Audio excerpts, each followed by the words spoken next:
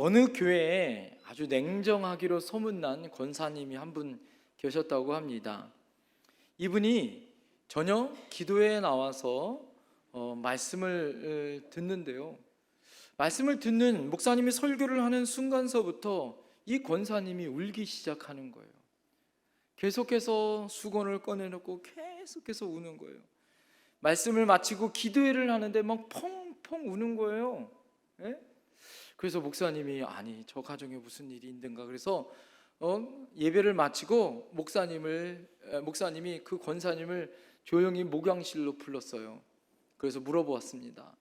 권사님, 혹시 무슨 가정에 어려운 무슨 일이 있습니까? 왜 권사님이 평소에 그렇게 눈물도 없으셨고 그렇게 냉정하신 권사님이 그렇게 눈물을 이렇게 보이시냐고, 가정에 무슨 일이 있습니까? 이렇게 물어보는 거예요. 그랬더니 권사님이 아무런 대답을 안 해요. 그러면 혹시 아주 기분 좋은 일이 있어서 우시는 겁니까? 그랬더니 이 권사님이 또 대답을 안 해요. 그래서 목사님이 세 번째 물어봤어요. 그러면 오늘 말씀과 기도회가 너무 은혜스러워서 우리 권사님 우신 거였어요? 이렇게 부드럽게 물어봤어요. 그랬더니 권사님이 겸연쩍은 것처럼 목사님 왜 자꾸 그런 거 물어보세요? 이런 거예요. 그러더니 사실은요, 제가 왜 울었냐면 교회 오기 전에 연속극을 봤는데 그 연속극의 여주인공이 비극적인 죽음을 맞이했잖아요. 얼마나 슬픈지. 그러면서 그냥 예배 시간에 울기 시작하고 기도 시간에 울기 시작하고. 왜 울었어요? 연속극 여주인공이 죽은 것 때문에 울었다는 거야. 세상에. 여러분들은 무엇 때문에 우십니까?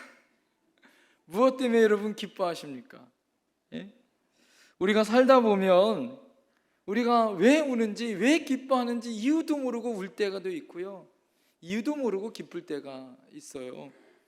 내가 가지고 싶은 것, 그것을 가졌을 때 기쁘고, 배부른 거 맛있게 먹을 때 기쁘고, 또 잃었다가 찾은 것을 내가 얻었을 때 기쁘죠.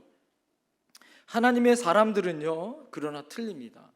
배부르고 또 배고프고, 또 내가 가진 것을 많이 가졌을 때도, 또 내가 가진 것을 잃었어도 뭐예요? 일체의 비결을, 자족할 수 있는 일체의 비결, 그 무엇에도 감사할 수 있고 은혜 받을 수 있고 내 인생을 즐겁게 살아갈 비결이 우리에게 있더라라는 거예요. 그것이 무엇일까요? 우리가 하나님 때문에 기뻐할 수 있어야 한다라는 거예요. 할렐루야.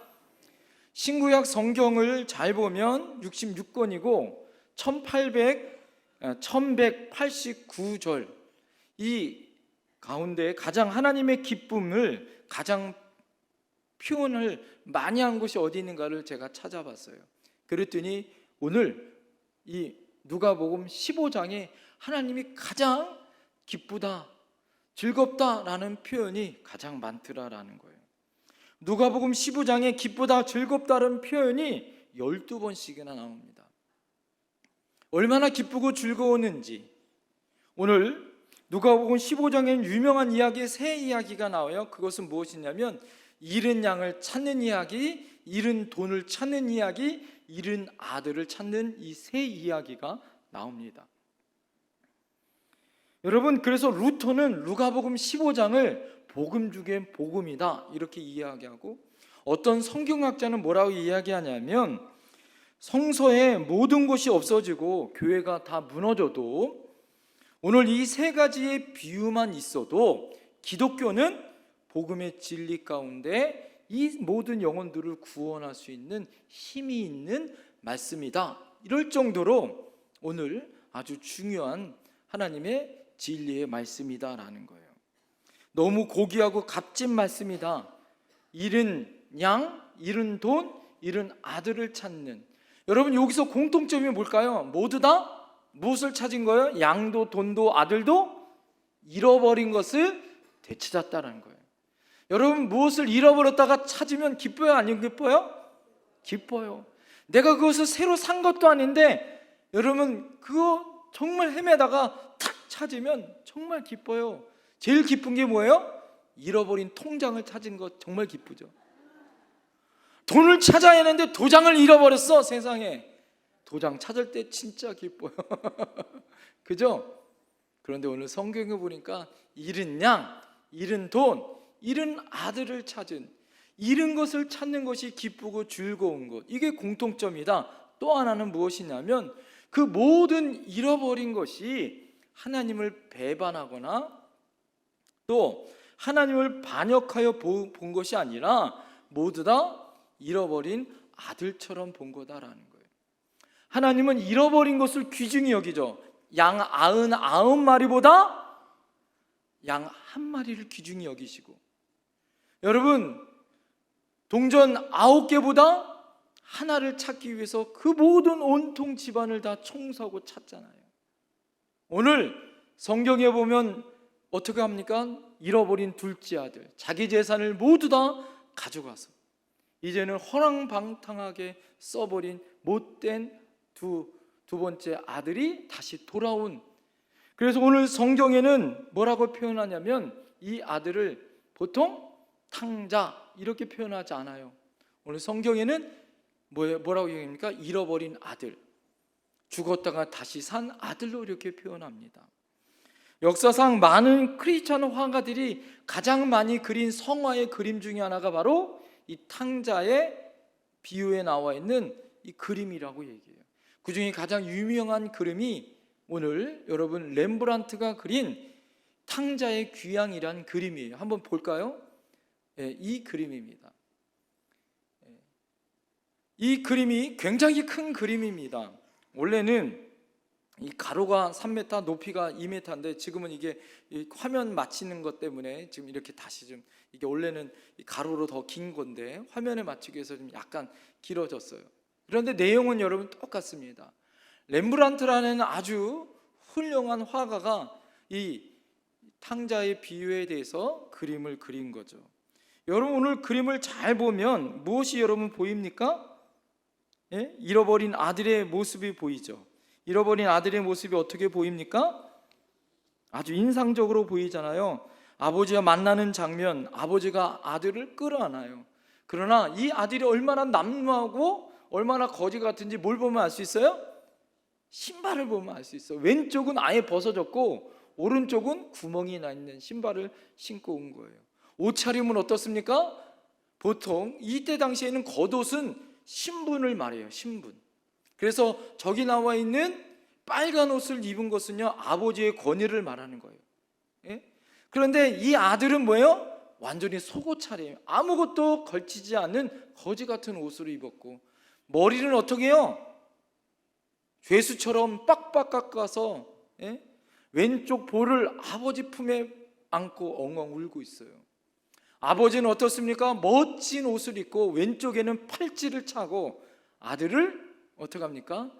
너무 감격하여 아들을 끌어안고 있는 장면이에요.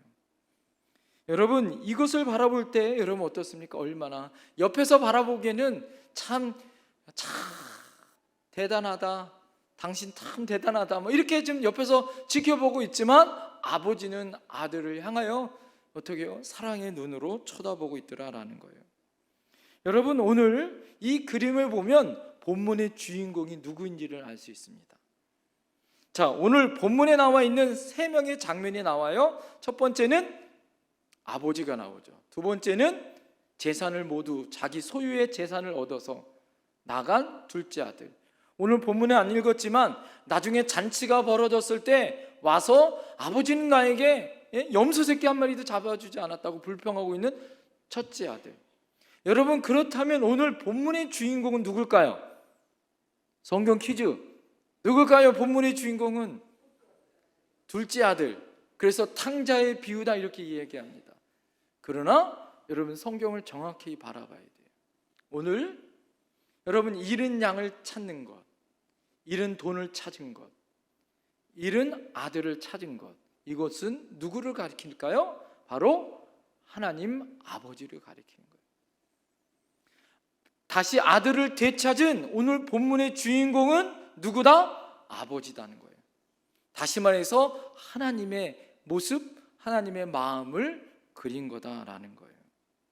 제가 왜 오늘 여러분 본문에 하나님이 가장 기뻐하는 게 뭘까? 한번 찾아봤어요. 그리고 성경에서 하나님이 가장 기쁘다라고 많이 표현되는 장이 오늘 누가복음 15장이다. 어느 때 기쁘다고요? 잃은 것을 찾는 것. 여러분 추석 명절이 되어졌어요. 여러분에게 가장 기쁜 게 뭘까요? 집 나가고 잃어버렸던 자녀들이 다시 여러분에게 돌아오는 것. 할렐루야! 가족 모두가 한 자리에 모여서 함께 이야기하고 사랑을 나누는 것. 그만큼 부모들에게 기쁜 것이 어디 있겠습니까? 그렇죠? 오늘 주인공은 바로 하나님이다. 그러나 오늘 하나님에 대해서 우리가 잘못 오해해요. 그래서 하나님을 어떻게 오해하냐면 보통 많은 사람들이 하나님을 아버지라 이렇게 부르잖아요. 그래서 하나님 아버지를 내가 육신적인 아버지의 개념으로 하나님을 이해해요. 그래서 하나님을 오해할 수 있습니다. 그래서 제가 아버지 학교 갔더니 어떤 목사님이에요. 그분이 평신도 다니고 목사님이에요.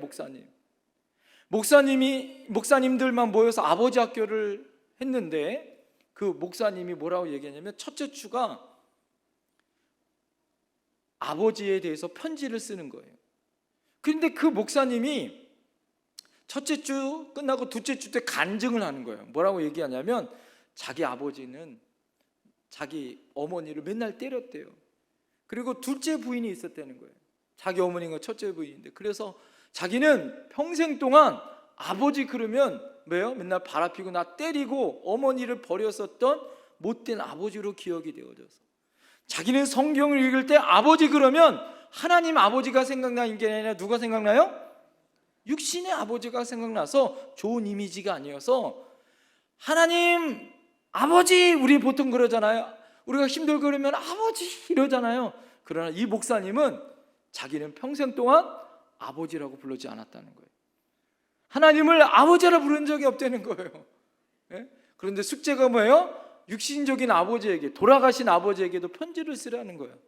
이게 못하겠다는 거예요. 그런데 이분이 하나님 앞에 기도하면서 하나님의 은혜로 다시 한번 깨닫고 하나님의 아버지의 사랑이 얼마나 큰지, 아버지는 나를 버리고 나를 때리고 어머니를 버렸지만 하나님 아버지는 나를 절대 버린 적이 없다라는 하나님의 놀라운 은혜를 받았다고. 그래서 이제는 하나님을 아버지라 부를 수 있다. 이 간증하는데 얼마나 감동적이었는지 몰라요. 여러분 사람들은요 자기가 생각하는, 그래서 프로이드라는 사람이 이렇게 얘기합니다. 사람은 아버지의 이미지에 따라 그의 신간이 달라진다 이렇게 얘기해요. 즉 어떤 아버지 밑에서 사느냐에 따라 아버지의 인식이 달라질 수 있다는 거예요. 하나님의 개념에 대해서 첫 번째 오해가 있어요. 그것은 무엇이냐면 하나님을 어떤 악덕, 기업주로 생각하는 분이 있어요. 예? 하나님은 어떤 고용주처럼 생각하시는 분이 있단 말이에요. 예를 들면 북한에 가면요, 북한 주민들 중에 종업원들 있잖아요. 예? 북한 가게에서 일하시는 종업원들은 여러분 조금 일만 해도요 감시자들이 옆에서 붙어서 일 잘하는지 안 잘하는지 서로 본대요. 그래서 어떻게 해요? 내가 감시자가 만족할 정도로만 일을 한다는 거예요. 그러니까 어떻게 해요? 좋은 결과가 없죠. 예? 눈치 보면서 일하니까 자원하는 게 아니에요. 그러나 하나님은 여러분 우리를 종업원으로 우리를 보는 것이 아니에요. 예? 일 잘하나 못하나 감시하고 그런 하나님이 아니다는 거죠. 하나님은 악동 기업주가 아니라 우리를 어떻게 해요? 사랑하시는 하나님, 우리를 자녀로 바라보시는 거예요. 할렐루야. 두 번째 오해는 무엇이냐면 하나님을 가혹한 심판주로 바라봐요. 하나님은 나를 늘 지켜보고 저놈이 실수 하나 안 하나 이런 심판하는 하나님으로 본다라는 거예요. 예? 그래서 어쩌다 실수하면 아유 내가 또 그럴 줄 알았어 이놈, 너 언제 철들래? 내가 그럴 줄 알았어. 너는 그것밖에 안 되니까. 이런 하나님의 심판주로, 감시자로 하나님을 보더라라는 거예요. 여러분 사람의 관계도 내가 싫어하는 사람과 같이 있으면 좋아요, 싫어요? 그거 정말 싫어요. 한번 옆에 사람 보세요. 좋으나 싫으나. 좋죠. 왜요? 나 좋아하니까. 근데 싫어하는 사람 옆에 있어 보세요. 싫어요, 싫어요. 그런데 하물며 하나님이 가혹한 심판주로 나와 함께하고 있다? 이거만큼 괴롭고 힘든 게 어디 있겠어요? 그죠? 하나님 그런 분이 아닙니다.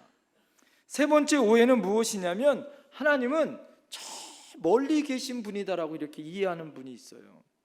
그래서 감히 내가 가까이 가지 못하는, 그래서 하나님은 저 멀리 떨어져 있는 그런 왕과 같이 거룩한 분이다 이렇게 생각하시는 분이 있어요. 가끔 어떤 분들도 뭐라고 얘기합니까? 그래서 하나님은 내 기도를 구체적으로 몰라. 왜? 하나님 저 멀리 계시기 때문에. 하나님은 내 마음 다 이해 못해. 왜? 멀리 계시기 때문에. 하나님은 내가 기뻐도 잘 몰라. 왜? 멀리 계시기 때문에. 이렇게 이해하는 분이 있어요. 여러분, 하나님이 정말 그럴까요? 에베소서 2장 13절에 보니까 이제는 전에 멀리 있던 너희가 그리스도 예수 안에서 그리스도의 피로 가까워졌느니라. 할렐루야. 여러분, 예수 그리스도의 피로 우리는 주 안에 있는 줄 믿습니다. 주님과 우리는 하나 된 줄 믿습니다. 우리와의 화목제물이 되어져서 하나님과 우리와의 막힌 답을 허시고, 할렐루야. 여러분, 우리는 예수 안에 있어요. 하나님이 내 안에 계시다고, 예수 그리스도가 내 안에 계시다고요. 성령님이 내 안에서 나를 일으키시고 격려하시고 힘주신 줄 믿습니다. 결코 멀리 계신 분이 아니에요. 그래서 여러분을 너무너무 잘 알고 계시더라라는 거예요. 그 하나님을 여러분 이해할 수 있어야 할 줄 믿습니다. 그래서 성경은 뭐라고 얘기합니까? 얼마나 소중한 존재인지, 애 엄마는 너희를 모를지라도 나는 너희 이름을 어디에 새겼다? 손바닥에 새겼다 이렇게 얘기해요. 하나님은 결코 여러분을 잃어버리지 않습니다. 오늘 그러면 성경에서 말하고 있는 하나님을 우리가 어떻게 이해할까요? 오늘 주인공이 누구라고요? 탕자가 아니라 누구라고요? 하나님이에요. 그 잃은 아들을 끝까지 기다리고 용서하고 사랑해주는 하나님. 그 하나님은 어떤 하나님이냐 이거예요. 오늘 여러분 키포인트를 아셔야 돼요. 그러면 오늘 우리는 어떻게 했냐 이거예요. 우리 가족들을 만나고, 속썩인 잃어버린 자녀들이 있어요. 여러분, 각 집안마다 속썩이는 삼촌은 꼭 한 사람 있어. 속썩이는 작은아버지는 꼭 한 사람 있어요. 돈 뺏어가고 말이야, 보증서 가지고 말이야 맨날 그냥 힘들게 하고 어렵고, 맨날 우리 집안 이야기하는 것 같은데요. 꼭 그런 분들 꼭 하나 있잖아요. 여러분, 추석 명절을 만날 때마다 나에게 상처 주고 아파하는 그 가족들을 우리가 어떻게 하냐 이거예요. 여러분 잘 보세요. 우리가 하나님처럼 어떻게 해야 되냐 이거예요. 첫 번째 따라합니다. 하나님은 무조건 용납하셨습니다. 하나님은 무조건 용서해 주셨습니다. 여러분, 하나님은 무조건 용서해 주셨어요. 아버지는 아들이 살아서 돌아온 것만으로도 감사하고 만족합니다. 언제 아들이 돌아올까? 어떻게 해요? 동구 밖에서 뭐예요? 제일 먼저 저 멀리 있는데 아들을 제일 먼저 알아보고, 아들이 달려온 게 아니라 누가 먼저 달려왔어요? 아버지가 먼저 달려와서 끌어안습니다. 집 나간 아들이 얼마나 불쌍하고 어려웠는지. 왜 그러고 나서 너는 왜 돈을 어떻게 했냐? 지금까지 무엇하고 지냈느냐? 아버지가 혼내지 않아요. 그것도 관심이 없어요. 아버지의 관심은 오직 뭐에 있어요? 잃었다가 죽을 거다가 하고 생각했었던 그 아들에게만 관심이 있더라 이거예요. 그러면서 아버지가 그 아들을 집으로 맞이하면서 종에게 하는 말이 무엇입니까? 제일 좋은 옷을 가져와라 이거예요. 제일 좋은 옷을 가져와라 이거예요. 이건 뭐예요? 제일 좋은 옷을 가져와라는 것은 완전한 용서를 말하는 거예요. 거지같이 누더기같이 쓸모없는 모든 것을 씻기고 이제는 제일 좋은 옷으로 입힌다는 거예요. 이게 용서하겠다는 거예요. 살찐 송아지를 잡아 잔치를 벌리라라는 거예요. 왜 그럴까요? 아버지가 왜 동구 밖에 있는 아들을 제일 먼저 봤을까요? 이때 아들이 뭐예요? 그것도 첫째 아들이 아니고 둘째 아들이 자기 몫을 챙겨가지고 갔다는 건 뭐예요? 아들임을 포기한 거예요.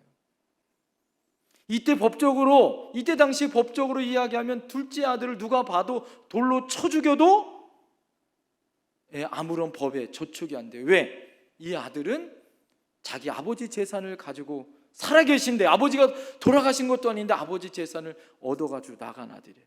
그래서 이 아들은 아버지 집에 가면 아들이 아니라 뭐라고 생각했어요? 품꾼 중에 하나, 노예로 이제는 살겠다라고 들어왔어요. 그러나 아버지는 어떡합니까? 누가 먼저, 그 동네 사람 중에 누가 먼저 봐서 돌로 쳐 죽이기 전에 제일 먼저 아들을 바라보기 위해서 기다린 거예요. 문 밖에서 저 멀리 동구 밖에 아들이 돌아온 그 모습을 보고 버선발로 가서 어떡합니까? 끌어안아요. 그리고 좋은 옷을 입히고 잔치를 벌려요. 왜? 내 아들이 돌아왔다고. 이제는 이 아들을 어떻게 해요? 이제는 종이 아니라, 못된 자식이 아니라 내 아들로 복권시킨다고. 그러면서 어떡합니까? 가락지를 끼우죠. 가락지를 끼운다는 건 뭐예요, 여러분? 옛날에 인장이 있잖아요, 인장, 도장. 그래서 어디를 신부를 편지를 보내거나 어디를 갈 때는 자기 인장 반지로 자기의 것을 증명합니다. 그건 뭐냐면 잃어버렸던 아들을 다시 복권하는 거예요.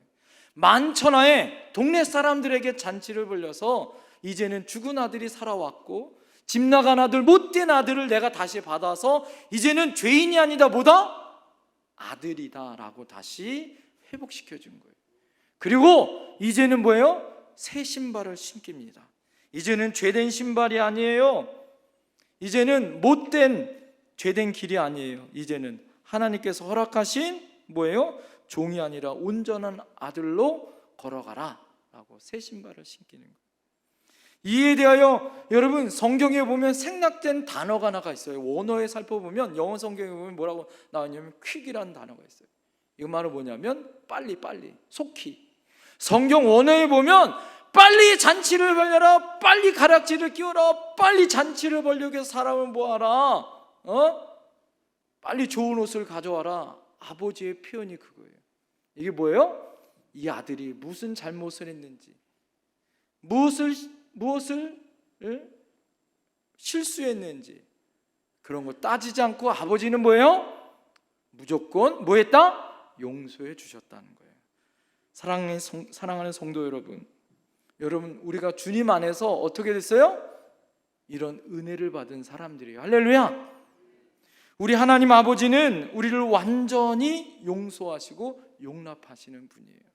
그래서 따라합니다. 하나님은 용서해놓고 기다리셨다. 할렐루야. 여러분도 마찬가지 아니에요? 여러분의 자녀들을 어떻게 합니까? 여러분, 도둑도 강도도 제 자식은 뭐예요? 사랑하는 거잖아요. 여러분, 우리도 어떻게 해야 됩니까? 추석 명절을 해서 우리 모두 다 따라합니다. 용서하자, 용납하자. 여러분, 용서하고 용납해야 되는 거예요. 왜? 하나님이 우리에게 그렇게 용서해 주셨잖아요. 여러분, 우리 안에 하나님께서 무엇을 요구하지 않았어요? 너 반성문 100장 써, 푸시업 100번 해. 하나님 그렇게 하지 않았어요. 그냥 무조건 용서해 주셨어요. 여러분, 저는 이렇게 추석 명절을 기도합니다. 여러분, 우리 모두 가족들이 모여서 힘들고 어렵죠. 불평할 거리 많죠. 남편 흉볼 거 많죠. 아내한테 섭섭한 거 많죠. 자녀들 내 마음 속 썩힌 거 많죠. 그러나 여러분, 어떻게 됩니까? 우리가 하나님 아버지의 마음으로 서로 용납하고 용서하자는 거예요. 서로 끊어 안아주자는 거예요. 그리고 여러분, 어떻게 해야 됩니까? 오늘 아버지가 자녀들이 한 것처럼 어떻게 해야 됩니까?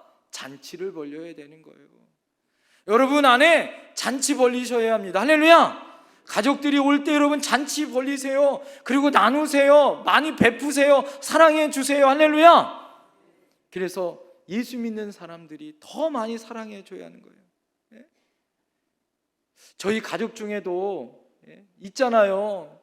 저희 가족 중에만 예수 믿는 가족, 예수 믿지 않는 가족이 있어요. 작은 아버지들, 저희 집이 큰 집이어서 저희 아버님이 명절 때 되면 다 모이시는데 그 중엔 예수 잘 믿는 가족도 있고 예수 아직도 안 믿는 작은 아버지가 있어요. 그럼 우리의 모습은 어떻게 해야겠냐고요? 더 사랑을 베풀고 용서하고 은혜 안에 어떻게 해야 됩니까? 믿음의 사랑으로 품을 수 있어야 하는 거예요. 옆에 분에게 고백합시다. 무조건 사랑합시다. 무조건 용서합시다. 할렐루야. 두 번째예요. 하나님은 어떤 하나님이냐? 따라합니다. 나를 볼 때마다 기쁨을 이기지 못하십니다. 여러분, 하나님이 아들이 이 십자가에서 죽으신 모습을 바라면서 얼마나 마음 아팠겠어요. 그죠? 부활할 때 그 하나님의 기쁨이 얼마나 컸을까.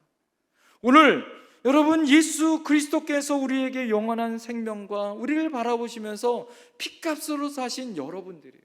하나님이 우리를 바라보면서 기쁨을 이기지 못하는 거예요. 왜? 예수님이 여러분을 위해서 십자가를 대신 주셨기 때문에.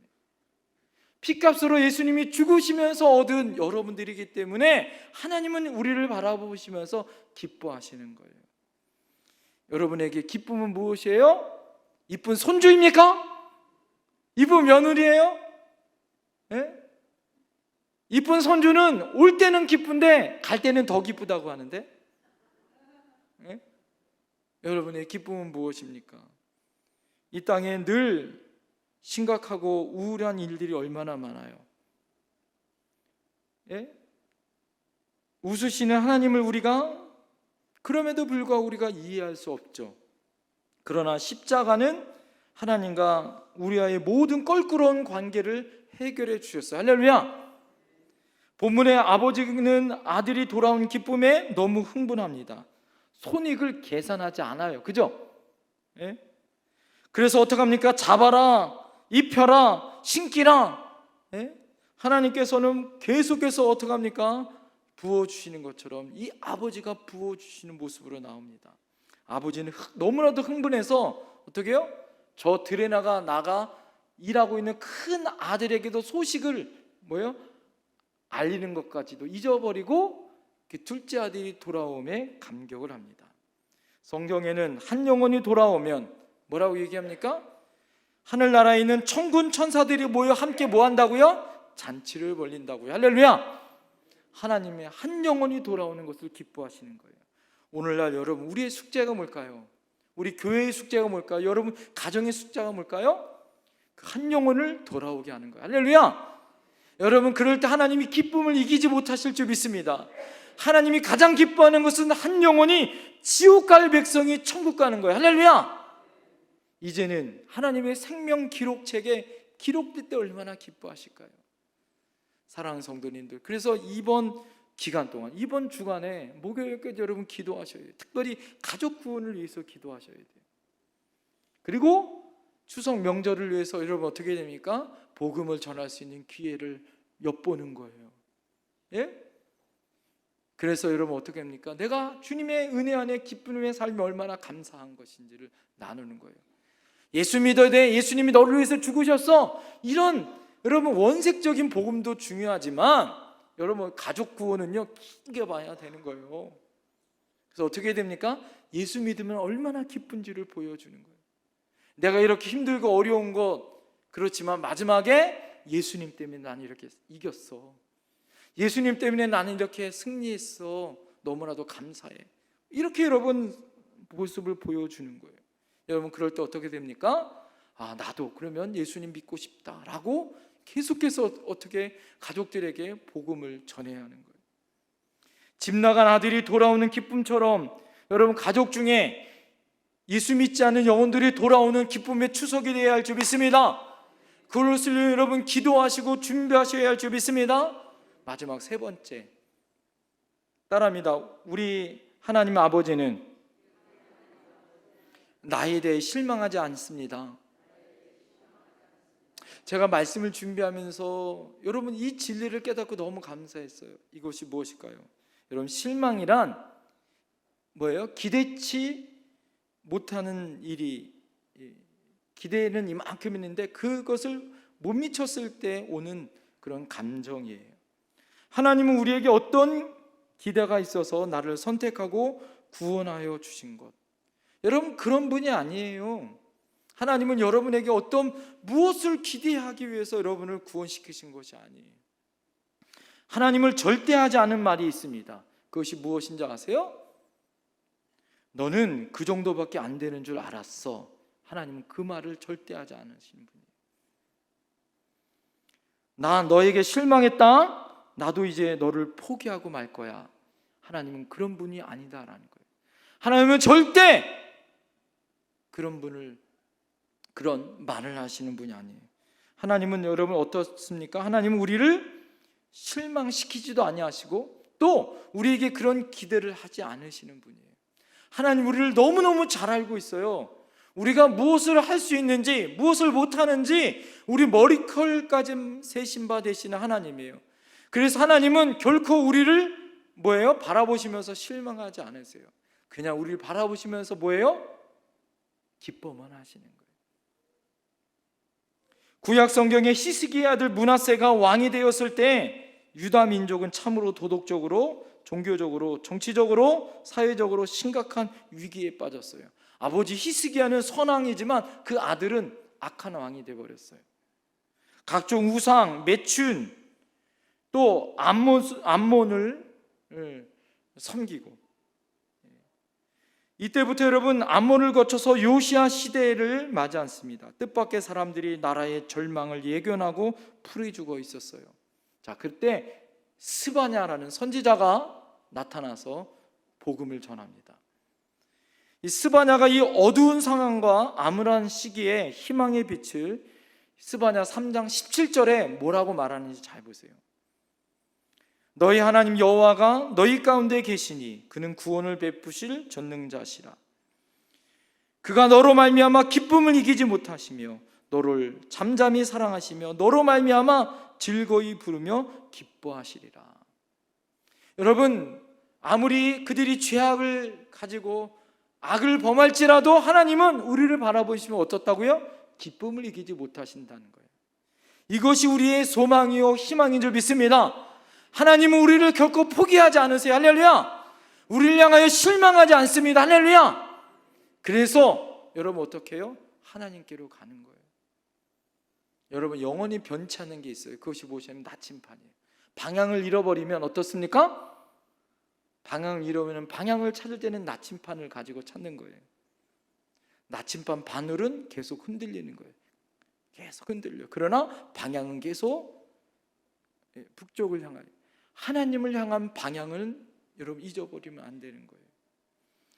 여러분 우리는 예수 이름 안에 하나님의 방향을 가지고 살아가야 합니다.